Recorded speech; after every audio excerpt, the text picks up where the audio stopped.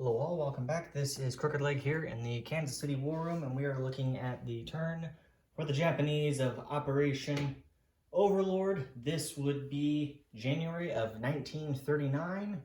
We are now kind of starting to see things kind of heat up across the globe. As you can see here in front of us, we have $29 to spend this turn. No bonuses from last turn. We have $9 that we're spending for 3 infantry. We're spending $4 to buy an artillery. We're spending $2 to upgrade an infantry or a militia to an infantry. We're buying a militia for $2, and we're spending $12 and buying 3 light tanks at $4 a piece. So that is our purchase. Adding it up for you here, there's 6 plus 4 would be 10, plus 12 would make 22, 24, 26, and I have $3 left. And didn't realize that. So we'll add another infantry, and that will make 29. So that's hard apparently for the accountant. So anyways, so there is $29 that we are spending this turn. That will be our full output for this turn.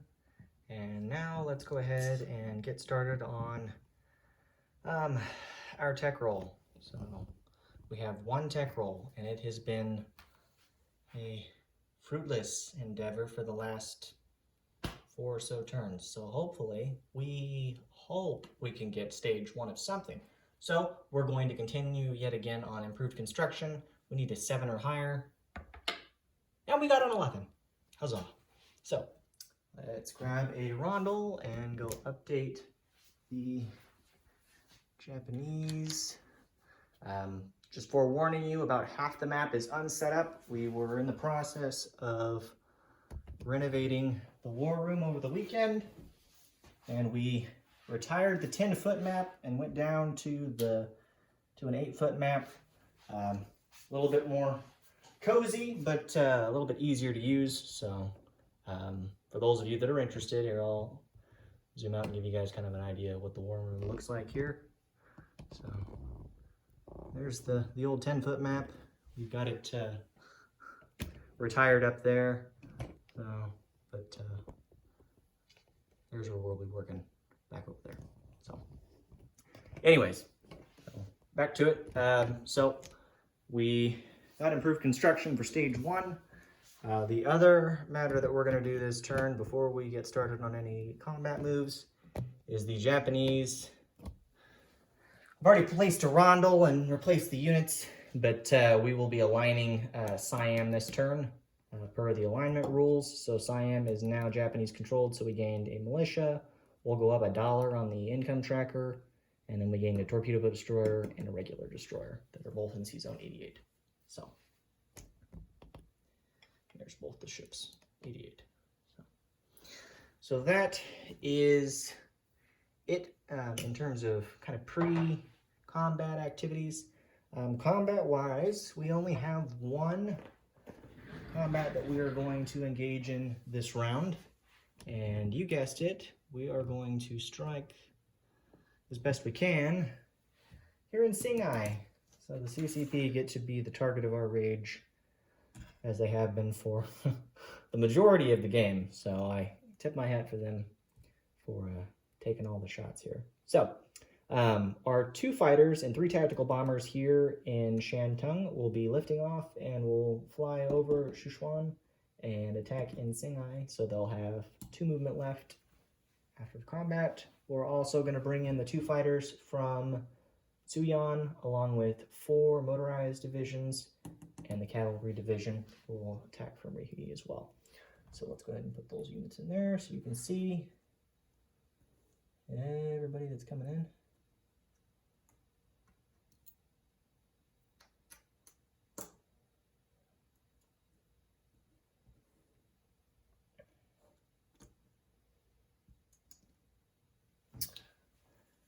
All right, so I believe that is it for declared combat moves. So let's go ahead and get those units over here on the combat boards. So get you over here. Let me get those units over there. So we'll have 3 CCP mountain infantry, 2 regular CCP infantry, and 1 militia defending Singhai. It is a mountain territory, so there will be a penalty for my units that are attacking.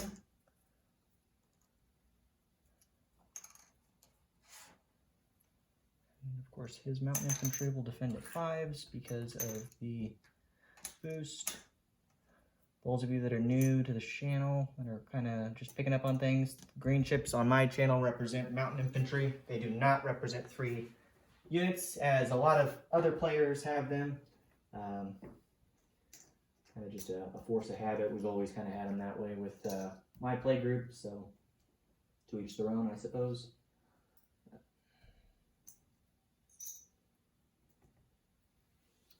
Okay. And then Japanese forces, we've got our tactical bombers. There's 3 of them.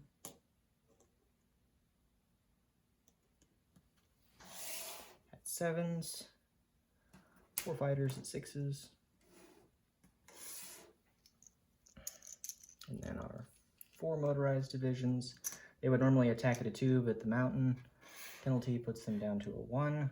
And then our cavalry would normally be at a 3, but it's at a 2 because of the mountain. So there you have it. That's our setup. You can see everything okay there. So let's go ahead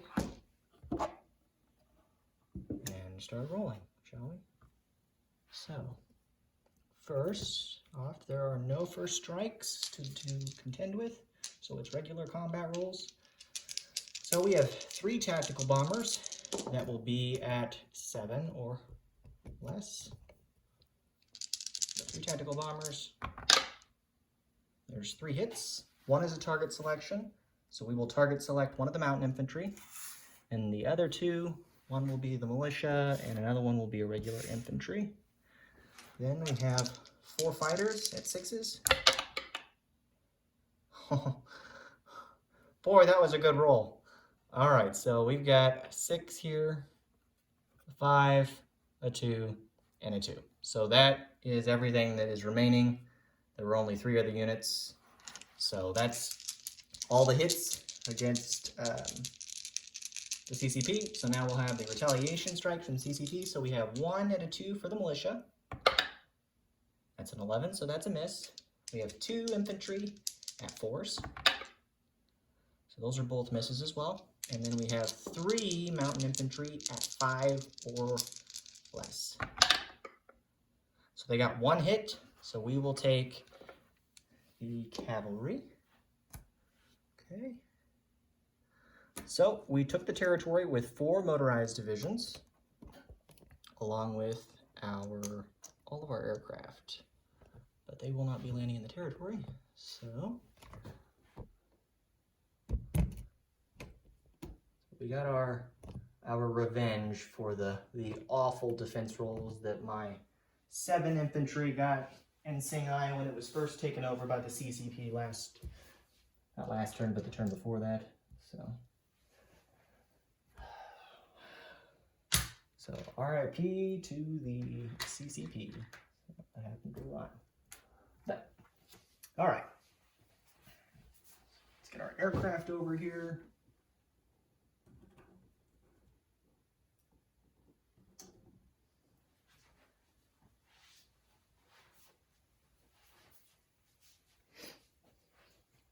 Aircraft, we will land them all in Suyon.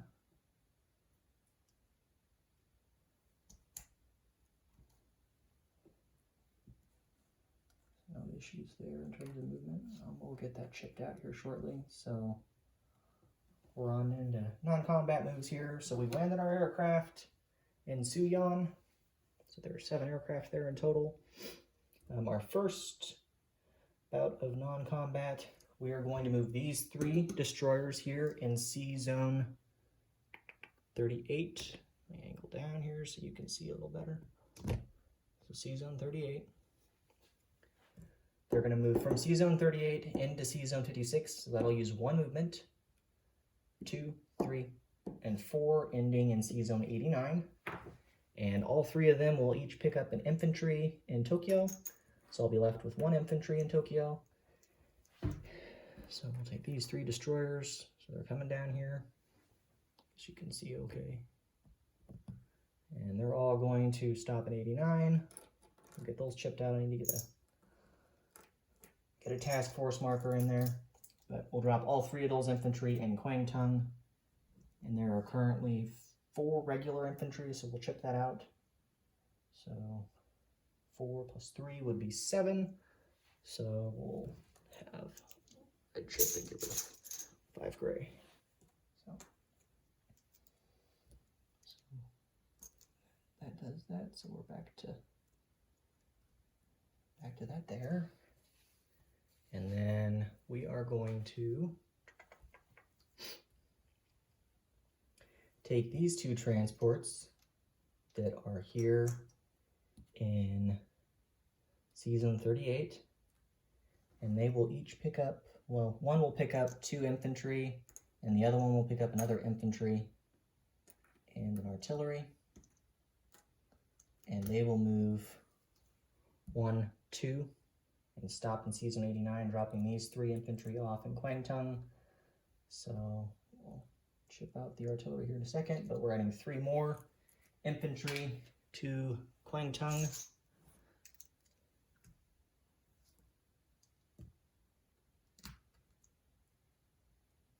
So that now makes 10 regular infantry in Kwangtung, and I believe there are 5 artillery here. Yep, 5 artillery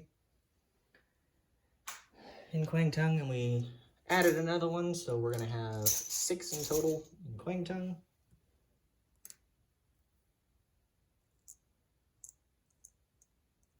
Okay, and then, so we have 2 infantry left in Kyushu. These 2 transports are down here in C Zone 89. We have 3 regular transports that are still sitting there in C Zone 89. First off, we're going to leave the torpedo boat destroyer here in 88, but this destroyer is going to move 1, 2, 3, 4 and stop in 56 at Tokyo Bay. And then we are going to use another one of our transports, so we'll have 2 left. And he will, so this is a transport. I should probably get the unit so you can see a little better. There's no confusion. So we'll take that transport from C Zone 89. He has 3 movement. He's going to go 1, 2, pick these 2 infantry up, 3, and drop them in Hopei. So there's now 2 infantry and militia in Hopei. And then the other 2 transports that are in C Zone 89 that have not moved at all will move 1, 2. Let me think about this here. Actually, we'll go 1, 2, 3. So they'll stop here in Tokyo Bay as well. So those would be our movements. The only other movements that we are going to do, we will move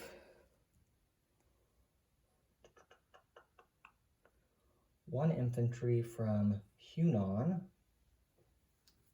and we will rail move him actually. Well, will we? Yeah, we will. We'll rail move him up to Hopei.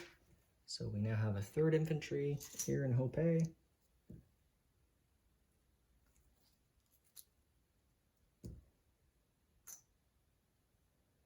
Okay. And then the other infantry in Guichao will move into Kwangtung. So that now puts us, I believe, at 11 infantry there. Yep. So we're now at 11 regular infantry in Kwangtung. Okay. So that is it for non-combat movement. And then placing of units. So we're going to start off by putting 3 infantry in Kyushu. We will put a light tank in Rihi. We will put 2 more light tanks in Tokyo. Let me chip that out. Okay. And then we'll put another infantry in Tokyo. And then we're going to place a militia in Guichao. And then our militia upgrade is going to be here in Opei. So we'll have 4 regular infantry there now instead of 3. Okay. And that would be it for the Japanese turn. So we will increase our income to $30 because of the alignment for Siam. So we're at 30 IPV, no bonuses. CCP are still at their normal income. KMT are at their normal income. No changes there. I